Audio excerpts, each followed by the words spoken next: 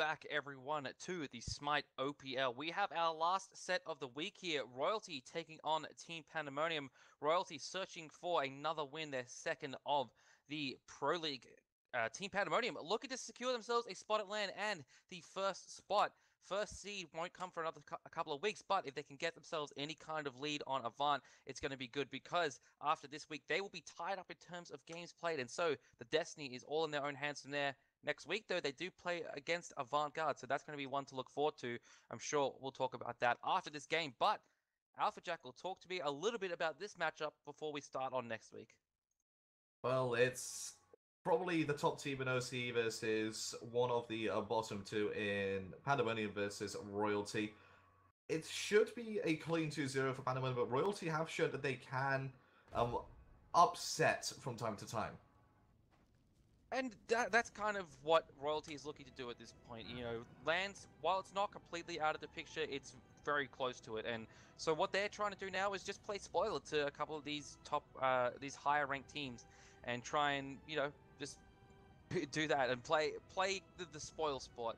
And, you know, I think we talked yesterday, I should say, to Thegoros, and what he said is we're really looking at the split, I should say, as a learning split, as something where we can learn from the top-ranked teams, how they play the game, how they draft, how they rotate, how they ward, and then we can bring that into the next split and be competitive there. And, you know, while that's a bit of, I suppose, to a lot of people, a very strange attitude to have in the split where basically this is the one that matters, where everything goes to Worlds. You have to remember, this is Royalty's first split in the OPL. They're a new team here, so, you know, getting to Worlds in the first place for them was always going to be a stretch.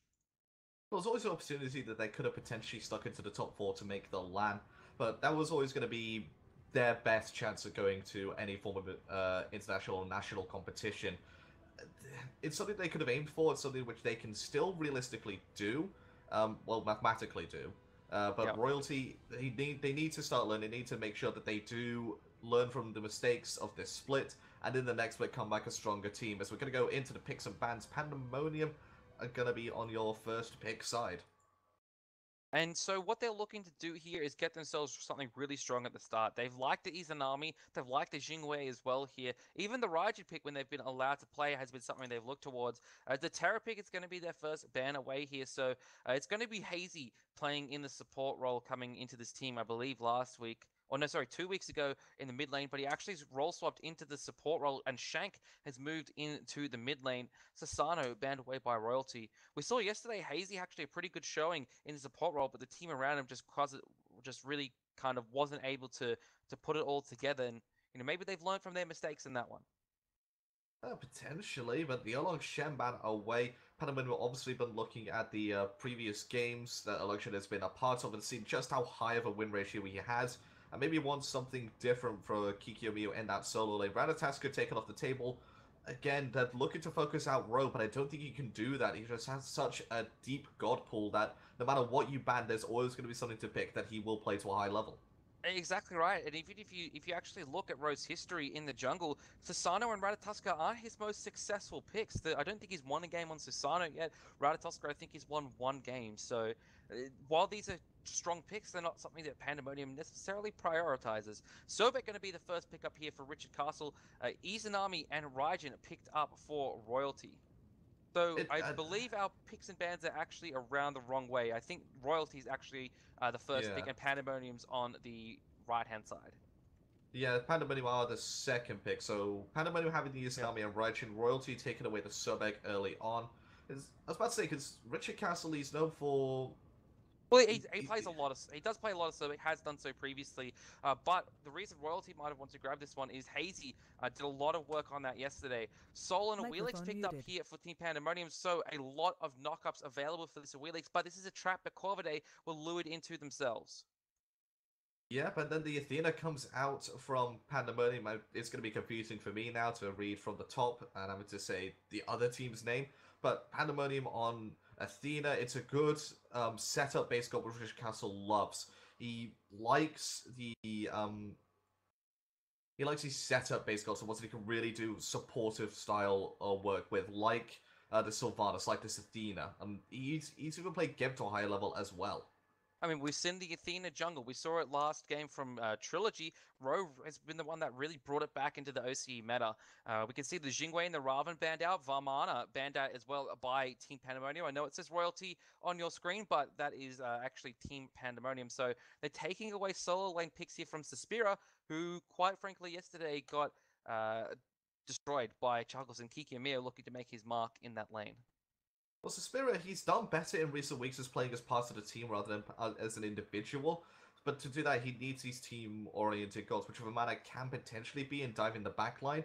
So to take that away from him, put him onto something less comfortable, I don't see him playing something like a tier, for example. He would probably be playing into a Sun Wukong. But Thor picked up for Pandemonium for Ro in the jungle. Like I said, you can keep banning him out, but he will always find something to pick.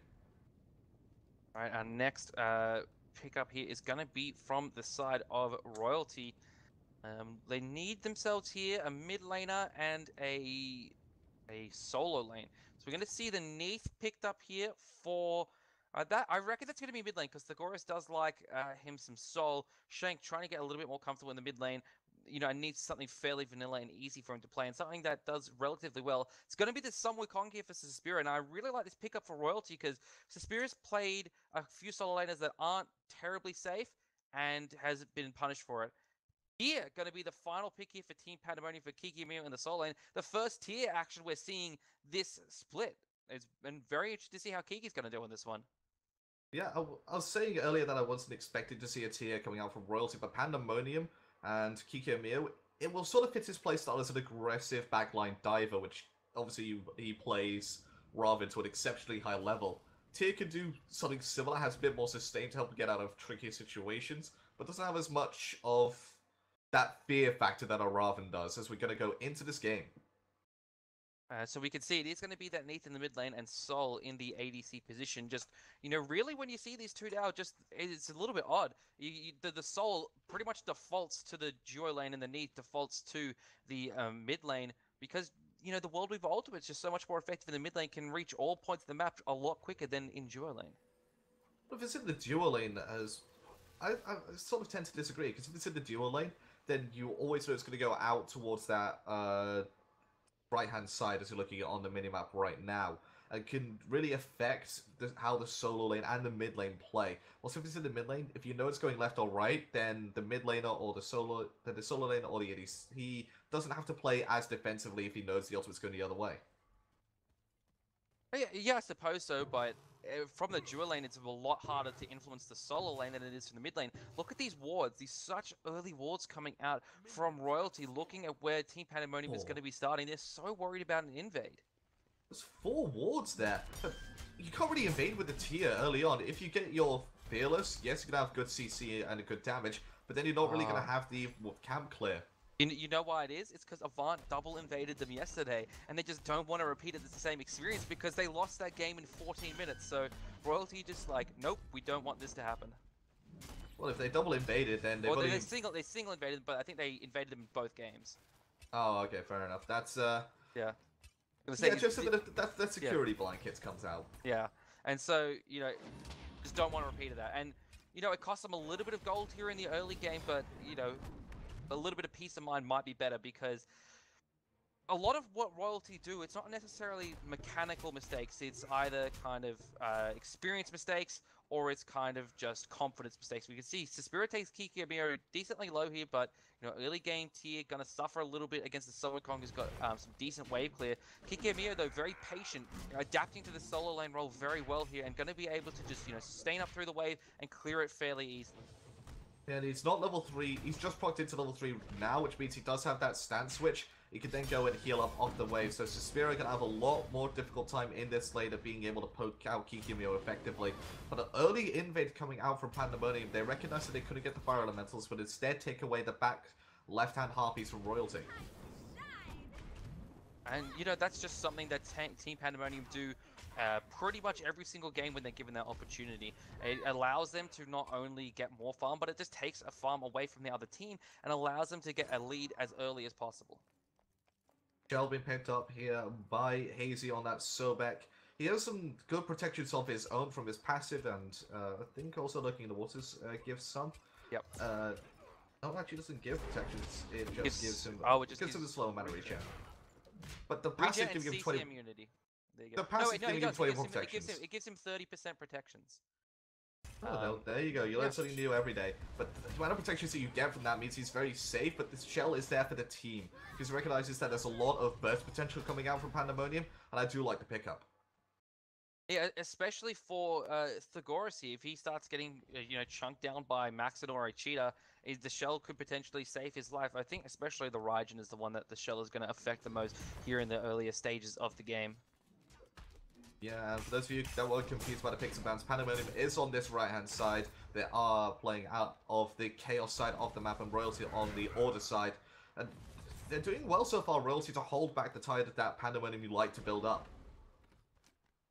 Yeah, exactly right. And if anything, Panda have got a little bit more of an early game team comp than Royalty, and so I need to be pushing their advantage. But Pandemonium, while they did invade the back left Harpies, really playing not conservative, but just very safely, not taking a whole lot of risks. When we saw Avant defeat Royalty in 14 minutes, they were just absolutely confident, almost to the point of cockiness in some cases in themselves, and just took so many risks. Rowe gets the first blood over on the left-hand side as he slams down with that Anvil of Dawn. He's looking down for Hazy, catches the dash as well, but not enough damage there to secure the kill.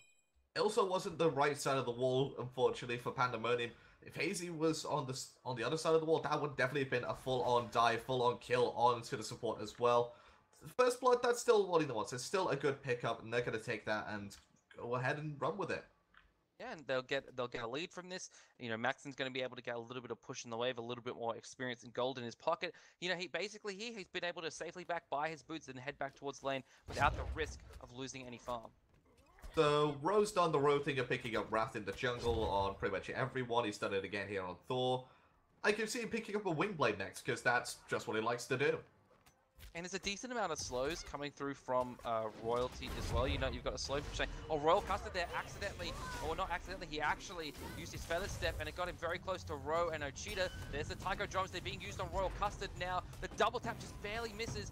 Rochita going in there with the Percussive Storm and manages to pick up the kill on the Awilix. So, not as clean of a kill as Pandemonium would have wanted, but they've gotten the kill nonetheless, and they're starting to put out some of their domination, just shy of 1,000 gold in the lead already at this early stage. Left-hand side, Thagoras and Maxon still just trading out a bit, but Maxon getting the better of these trades. Izanami early doesn't necessarily have the best 1v1. It's very difficult to land a lot of her damage, and basically once you commit, it's very hard to get out again, but Max is just such a skillful player that he's able to do that kind of thing. Well, he also doesn't have to expend any mana on Wave Clear, and can then use the Spectral Protection for the slow onto Thagoras, then for allowing him to hit more basic attacks, or forcing out the Disapparate from Thagoras. And I love what they're doing now, which is zoning the wave, and now comes the Dark Portal as well. They're looking for Thagoras, they might be able to find it, but the Disapparate is good. Yeah, but he's not going to have anywhere to run here. Sickle Storm used. Maxon lands his third auto attack there to get the kill onto Thagoras. Now we can see Royal Custard flanking in. He's on Suku looking for a kill here. Hazy's following him as well. Royal Custard still looking here, but realizes he's not going to be able to find it. Instead, it chooses just to farm up this wave. Pandemonium, good play there. Royalty, you could look at Thagoras there saying he shouldn't have pushed up as much. He just waited for rotations before he went in and baited himself. But speaking of baiting himself, Shank get caught out in his own jungle by Ochita and Ro. Easy kill there. They didn't have to use an ultimate to get the kill. Is that even caught out, really? Or is that just ganked? Like, I don't think you can get... I don't think... Take it by surprise. Yeah, I guess take it by surprise. I mean, no towers down. Who's really expecting to get dove in their own jungle? I think everybody should be expecting Pandemonium to play aggressively at this point. There you go. And that's really the point there, is that you need to respect and study your opponents. And I think Suspiria there tried to go for the tiger form, but accidentally went into the bird form. I was just saying that I think that's something that OPL teams or the kind of the lower end OPL teams don't do as much as the higher end teams or SPL teams, which is really study their opponents and study replays and scrims back, because there's a lot of tendencies that these different teams like to do, and knowledge is power, as many people have said, and knowing what the enemy team likes to do, you can prepare yourself adequately for that. Ro comes crashing down from the sky. Mondo's achievement used. Tycho Drums come out as well from Ochita. He picks up the kill onto Royal Custard. Hazy forced to run away. The taunt doesn't land. The Thunder Crash does come through from Ochita. The red buff invade here, going to be taken away by Team Pandemonium. Spirit Arrow lands from Shanky. Backflips away from the damage coming through from Team Pandemonium, but Panda's up 5-0 here. Found a significant lead, 2,800 experience, 2,400 gold. And going back to what you were saying, the pen is mightier than the sword, but I think Mjolnir is better than pretty much anything else. Right, Kiki Amiyo invading the speed buff here as well. Going to be able to get it with the help of Ro and Richard Castle. And they got all the creeps down there as well. I thought they might have done a little bit BM and left some of the creeps up. They're going to take the fire imps away as well. So stripping Royalty's farm away, not giving them any opportunity to get any kind of experience or gold. And Royalty, they look timid as well. They look like they don't really want to be fighting. They look like they want to farm. But with this Neath and a Wheelix combination from their mid jungle, it's something that you really want to be fighting with consistently. It might be on this right hand side that they get their first taste of blood, but Kiki and Mio Lawbringers perfectly to avoid the stun from that Whirlwind ultimate and gets himself back to base. And there was excellent time by Kiki Amiyo as well, and shows he really knows the character of both Neath and of the tier. And he knew that Shank would be roughly around the mid lane. He timed that Neath ultimate as well. Ro goes in here with the Mjolnir's attunement. Spirit forced up into the sky with his somersault cloud, and now Team Pandemonium are pursuing some kills here. Don't know if they'll be able to find it, but Suspiria actually leaps down into the taunt from Richard Castle. Up goes Ro into the sky, looking to secure the kill onto Suspiria and gets him with the rim of the Anvil of Dawn. Down falls the Sun Wukong solo laner. Maxon looking for a 1v1 on the left-hand side with Thegoris. Forces out the Disapparate form. Maxon now just going to farm up the wave instead. Another gank. Another pick for Team Pandemonium. And Richard Castle got the taunt perfectly there because he took away the substitute transformations from Suspiria. He needed to hold on to it because the taunt was coming. He knew that taunt was coming. And again, just a slight misplays coming out from Royalty that allowed Pandemonium to start taking giant strides towards an early victory. So Royalty there were gesturing towards the Gold Fury because they saw Ro and Kiki Amiyo looking at the left-hand side tier 1 tower as Ro Custard gets absolutely blown up. And that's kind of the right response, but there were just so many members of Pandas that they couldn't do the Gold Fury. Hazy taking some damage here from Ochida, Richard Castle, and Maxon. Ro teleports through the wall, walls off the mark from Shank, and Hazy flips back Ro over his head with that shark and that anchor. And now 5-man of Pandemonium looking for Hazy here. Kiki Amiyo, Lawbringer over the wall, but Ro takes the kill away from his solo laner. And now we can see Kiki Amiyo looking for some more damage onto Shank. And Shank that backflips the second Kiki Amiyo starts to turn it back around aggressively. He knew that the defensive stance power cleave was still down for the next few seconds, so could have potentially fought that, but Suspiria caught out in a wall of hurt, gets killed, but Shank finally starts to answer back with a kill onto Ro. All this time, Kiki Amiyo pushing in the mid lane should be able to get a significant amount of damage down onto the tier 1 tower. There's a World Weaver ultimate as well. Thegoris jumps in. Kiki Amiyo dashes away, playing this one very smartly, not presenting his back to Royal Custard to allow him to use his ultimate. And now Kiki Amiyo is the one doing the damage. Here comes the Defender of Olympus. Kiki doesn't have his ultimate available, crashing down from the sky. Richard Castle gets the kill. Shank roots Kiki, plays Kiki, forced to juke, but Hazy's here. Hazy picks himself up a kill. He knocks back Richard Castle. Royalty get a pick, but it's really just a 1-for-1 trade. Yeah, going a bit too deep there was Kiki Amiyo, but gets a trade onto Royal Custard. He was dead to rights pretty much any way possible there. He could have escaped with that Defender of Olympus, but instead went aggressively, and that sealed his fate, but also sealed Royal Custard's. The Wrath hasn't seen too much use in terms of objective pressure yet for Pandemonium, but that's because they've been getting so much worth off these invades. So in the last set, we saw a lot of Hydra's Lament coming out of junglers, and Ro's been... Oh, bye, Hazy. Or Hazy. I was... Not much to talk about there. Let's just keep going with the Hydra's Lament stuff and put that one behind us. Ro's really been a big proponent of the Hydra's Lament here in OCE. We heard Biggie yesterday talking about how Ro really likes the second passive on it, the mana regeneration. And, while Thor doesn't necessarily struggle with mana, in the early game, if you're using your abilities a lot, it sounds obvious, but you lose mana very quickly, and often it's a bit hard to manage. So with this Hydra's Lament just providing a little bit more extra MP5, it's a little bit easier for Ro to manage his abilities and his cooldowns. Gold Fury is taken there by Team Pandemonium. Suspiria forced up into the Somersault Cloud as well. Should be able to get away. An excellent wall from Ro into the Dark Portal. He teleports through and gets the kill with a basic attack. That's free Gold Fury, free kill, and possibly even free game here for Pandemonium as they kind of group up and start pushing down this mid-tier 1 and mid-tier 2. Left-hand side, got the right-hand side tier 1 during that whole engagement. 4 versus 5, they still get the Gold Fury, they still get a kill, they get a tower on this right, tower in the mid, and possibly even tower on the left as Max is split pushing against the Thegoris. I don't see what Royalty can respond with here. You know, they have a great combo set up with the Sobek and the Wheelix, but they really haven't used it. They've been reacting to everything that Pandas have been throwing at them rather than proactively trying to create situations. And, you know, if they have ever tried to create something, it's been onto the wrong targets, like Kiki and Mio. Now, you know, look, Kiki's here, 1v2, but now Richards, the global ultimate, is going to allow Kiki to go very aggressively. Defender of Olympus lands onto Royal Custard. Kiki and Mio takes some damage from Suspira. Rose going up into the sky. He's going to be looking for Suspira here. Wall even comes through, but it lands onto the Thor and not onto the tier, what they were looking for. Wall comes through for Rose, spin to win, used on Suspira as well. He's going to be able to get out alive, and Kiki immediately bullies Hazy away, so the Pandas get themselves another kill. And that is the difference between Pandamonium and Royalty. The belief in you, the rest of your team. Kiki and Mew, he knew he was caught out, he knew he was in trouble, but he recognized that his team was coming, he recognized that the rotations were going to there to help bail him out, and he went aggressive despite the fact it was 3 versus 1. Royalty, if that was Suspira and the rotations were coming out from Hazy and Royal Custard onto Kiki Omio, I think Suspira would have backed out either way there. I really like this Athena pickup from Team Pandemonium. It's allowing Ro and Kiki Omio to go really aggressively, and if they start to get low, you know, Richard Castle just comes crashing down from the sky like a superhero to either save them or to secure a kill. So it's allowing Pandemonium to play very, very aggressively, and it's forcing Royalty into a lot of situations to which they just can't respond, and it's really, you know, upsetting their strategy. Early group here as the chorus gets blown up before the Separate comes out. Maxon is on a killing spree on this Izanami, and maybe on a killing spree for towers as well, but the rest of Royalty have responded with their rotations, but again, it's response. Yeah, exactly. It's reacting, not being proactive. Ro throws out the wall there, doesn't get the double tap down. Spirit looking to go aggressive here. It's a 4-on-4 fight here, but Royalty's a little bit more healthy than Team Pandemonium. Hazy goes in, misses the pluck, but knocks up a Maxon who's pulled in. Ro going up into the sky. Tycho jumps used as well. Dark Portal comes through. Ro crashing down into 2. Great wall there, so Hazy has nowhere to run. There is the lurking in the waters. Maxon getting some damage down with a single strike.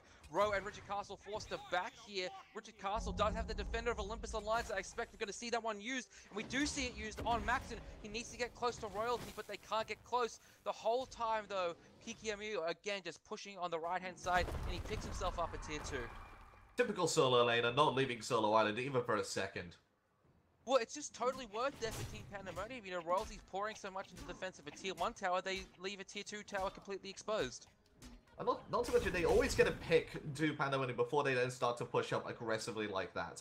And they got the pick onto Thegoras. Instead of 4 versus 4, Kikiryu had no reason to be there to make it a 5 versus 4, because it would have just made Royalty even scareder. Because he could potentially, and he did get a tier 2 on his right-hand side. They would have only really gotten the tier 1 on the left before Thegoras respawned. Again, Kikiryu caught out. This time there's no Defender of Olympus to bail him out, so this time he is backing off. No, it's not even really caught out. It's just him hanging around very aggressively, and then, you know, Royalty start to poke him out, start to do some damage to him when he recognizes, okay, well, I just can't hang around here too much longer. He was looking to actually take away the blue buff there from Suspira. Well, Titan's Bane finished up for Ro, not going in for an extra bit of cooldown reduction just yet. Now it's going into the Glowing Emeralds. Yeah, Veil of Renewal. Yeah, I could see it being Renewal, 20% CDR. Hazy, goodbye, potentially. He might be able to get out here with the help from Shank, but Ochita comes crashing in with the Thunder Crash, picks up the kill with 1 tick of the Tycho drums, misses the last 2 on that actually, and now, you know, he's going to kind of pressure a wave up here in mid, while the other 3 members of his team that were in that team fight going to push the left-hand side. Kiki Amiya going to push the right-hand side, and, you know, this kind of split pushing, this is kind of the true split push here, where every lane's being pressured up by different people, and there's just no response available from Royalty, because they're all so low, they have to commit to one tower or another, and it means they're going to have to sacrifice one, because they just don't have the levels to compete. Avalon was already used by Ro just as a zoning tool for the rest of the team to get this tier 2 tower on the left. Nearly goes aggressive now to shank the Goros and Royal Custard, but with Richard Castle, backing, there was no potential to get there. A cheetah plucked back in, and out goes the Defender of Olympus to help protect the mid laner. And it's a Rajan as well, Thunder Crash away. You know, it's really difficult at this stage of the game for Royal Custard to get a pick. He's 5 levels behind a cheetah. You know, 25% CDR already for Ro with that Mail of Renewal and Hydra's Lament. I kind of want to see him go into a Mantle of Discord now to get the true 40% CDR. Gold Fury started up here by Royalty, so, you know, this could be a potentially good call if they could burst it down quick enough. They don't have a Wrath online, however, and now here comes Team Pandemonium.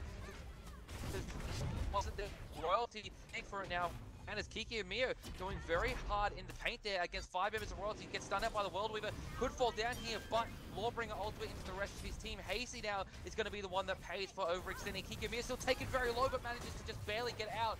Row teleports away with the Mjolnirs. Achievement, Maxon picks up a kill onto Suspira. Thunder crash through from Achita. He's looking for Shank, who backflips away as Maxon picks up a double kill onto Royal. Custom Row up in the sky looking to dunk down, finds Shank here, and now Ochita picks up the kill.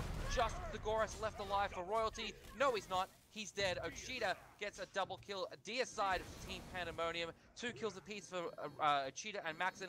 Now a Gold Fury going to be claimed for the Pandas as well. Yeah, well, Izanami with that 33% lifesteal rather than 100%, which you get from your items with regular basic attacks, means it's not possible for her to tank it up really too well. So has to wait for the team to come back to help finish up the Gold Fury. That's really where Izanami struggles in terms of an ADC, is tanking objectives. Yeah, and I guess, but though it's starting to get towards the stage of the game where you can really effectively have your jungler or your support maybe tank the objective instead. And you know, since Rose got a Wrath online, he wants to be around these objectives, and it's not so much on the ADC having to lifesteal the objective.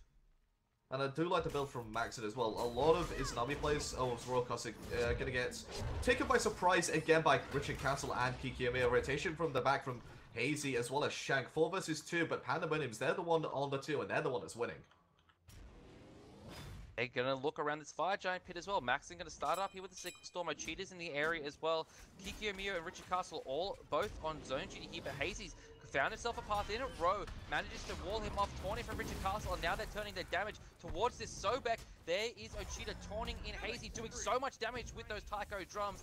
Pandemonium paranoid about losing Fire Giants after an exit steal from Legacy yesterday. Rose up in the sky, he's found Shank once again, and Kiki crashes down as well with the Lawbringer spin to win from Row. Another crash here from Ochita. It's all crash, bash, and death for Pandemonium as they're picking off Royalty one by one. And now they're looking for the tier 2 tower. Kiki Amiya overextends, almost dies here, and he does in the end to Suspira. A scalp finally claimed for Royalty. Richard Castle, though, picks up Royal Custard. Suspira stunned out by Row. Dark Portal not landing there from Max and Suspira. Bird forms away. They use the Wrath there as well to try and get a kill onto Suspira. Unable to find it, though. Mid-tier 2, this one should be pretty much free for Pandemonium, just waiting for the minions to push up so they get that backdoor protections removed thanks to those minions. And we can see mid-tier 2 tower going to be started. Shouldn't be contested by Royalty because it's so low already. They could have potentially paid for their life there, but Hazy, you know, got in, did some damage, but didn't really kind of overcommit himself, but really accomplished nothing there other than getting some experience from minions. Row backing behind a wall here. Everyone on Pandemonium is resetting here, and looks like, I thought Royalty might have tried to pull a Corday and rush down the Fire Giant there. They could. Royalty could sneak away this Fire Giant, but the issue is that every single path in towards the Fire Giant is warded up by Pandemonium. The only way that they can really get into it is if they go through mid lane and then cut into the right-hand side jungle on the bottom side of those mid-harpies. But that's a very ineffective and inefficient route to get towards the Fire Giant, and that's one that you don't naturally take. Pandemonium have got this coverage to make sure that Royalty cannot sneak this Fire Giant. Bro, looking for Suspira here, got a 2-level advantage, actually catches out the 72 transformations, teleports in with a Mjolnir achievement, spin to win comes through, Max and stealth over the wall, slows down Suspira, but can't secure the damage. Defender of Olympus used by Richard Castle onto Row. They're looking to just force Royalty back and out of the fight and not even have a contest of this Fire Giant. Fire Giant now being looked at by Pandas and now being started up by Maxon. There we go, the Fire Giant is going to be started up. Pandemonium, this is theirs to lose. The Fire Giant, but it could easily be taken away by Royalty, who do have a lot of burst potential in their God's kits. It's Royalty coming in now, looking to contest Hazy, already 50% HP. Row, excellent ultimate there, was used pretty defensively, but he uses it to land on Suspira, who falls down to Maxon. Kiki Amiya tagging 1v4 here, but still manages to get away, just keeping them away from the rest of his teammates. And now Pandemonium have the advantage, 5v4, Wall, Hazy, nowhere to go. And now Pandas are up 5v3. Taking away the speed buff, and now again looking for the FG. And the wall there from Road, not only did it block in Hazy, it stopped Richard Castle from going aggressive onto the rest of the members of Royalty, so they can focus 5 versus 1 onto the support. And with those 2 picks on the 2 front lines, Royalty have very little reason to be around here. They need to go back and defend. They're going to pick up Row, his Royal Custom with his Gravity Surge, but he actually does pick up the kill. In combination with Shank there, they get a nice pick, but Shank's probably going to die for it here. Royalcaster in a bad position as well. Actually looking to come through and save his teammate, but he might sacrifice both of them in the effort. Richard Castle dashes in, gets Shank. Royalcaster dashes away, but still, he's running towards Pandemonium's side of the jungle. Kikibio blinks in and takes down Royalcaster. Royalcaster really should have just gotten himself out there. And for the third time in the space of 2 minutes, the Fire Giant gets started up by Pandemonium. They will get it one of these days. Yeah, what I've noticed with Pandemonium is a bit of a hesitation to just straight commit to the Fire Giant, or if they do, you know, they sometimes leave avenues open. That's something that could be exploited by teams, but I'm seeing a little bit of gun shyness in this game from Pandemonium, not really willing to just straight commit to the Fire Giant. I feel like they could have gotten it before, but just didn't want to quite pull the trigger. And, you know, what it does is it just stalls out games even more. Against a team like Royalty, they perhaps don't need to worry about that as much, but against the likes of Legacy and Avant, that might cost them. Yeah, I think it was just a couple of losses which they have suffered in recent weeks, as well as the games yesterday where they lost the Fire Giant, means the win's been taken out their sails just a tiny bit. Pandemonium at the beginning of this split would have taken out Fire Giant the first time and then decided Royalty. That's how confident they were. That's how much swagger they have. But with that swagger just being taken off a little bit, you can see some avenues of weakness which can be exploited by the top teams. Ro, double tap onto Shank. That should pick up the kill in combination with Max, the Defender of Olympus, once again channeled by Richard Castle. Now it's Ro's turn to go up into the sky. Who's his target here? It's gonna be Hazy and Royalcaster in the backline. He's knocked up by Royalcaster. Maxon, though, in the meantime, picks up a kill into Sphera. Hazy just barely saves the life of Royalcaster there with a nice flip into a gravity surge. Royalcaster should fall down as Ochita picks up the Goros. Ro chasing after the Wheelix. Ochita's here, though, picks him up with a percussive storm. Just Hazy left alive. No, he's not. He's dead yet again. Side here for Team Pandemonium. They're going to push down this middle Phoenix, and they should push for the win.